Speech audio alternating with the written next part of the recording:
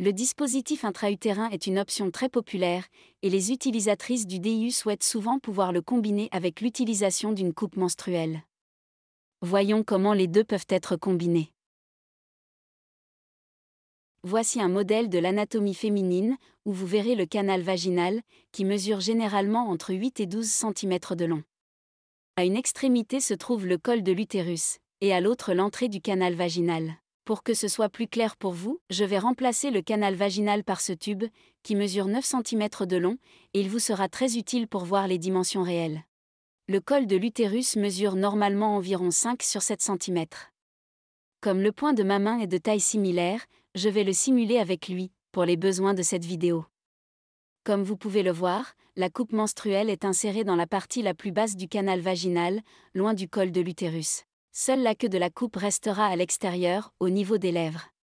Le stérilet est inséré dans l'utérus et les fils de plastique sortiront par le col de l'utérus. Je vais simuler les fils du stérilet, avec ces fils plus épais, pour que vous puissiez les voir plus facilement. Ces fils seront coupés par les gynécologues, qui les laisseront d'environ 3 cm de long.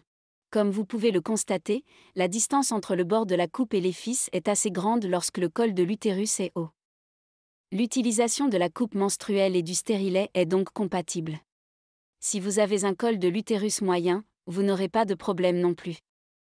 Si vous n'êtes pas sûr de la longueur des fils, je vous recommande de demander à votre gynécologue, qui pourra vous dire quelle est leur longueur. Si nécessaire, il les ajustera pour qu'ils n'interfèrent pas avec la coupe menstruelle. Votre gynécologue vérifiera également si vous avez un col de l'utérus bas.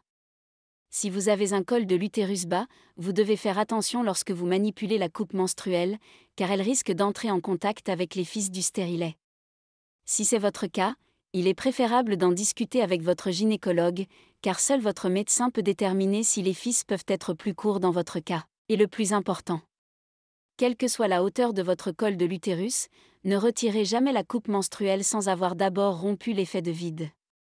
Pour ce faire, localisez la base avec vos doigts et pincez-la avant de la retirer. Vous briserez ainsi le vide. Tenez-la ensuite pendant que vous déplacez doucement la coupe d'un côté à l'autre vers l'extérieur. J'espère que cette vidéo vous a été utile, et si vous avez des questions, n'hésitez pas à me contacter en laissant un commentaire ci-dessous.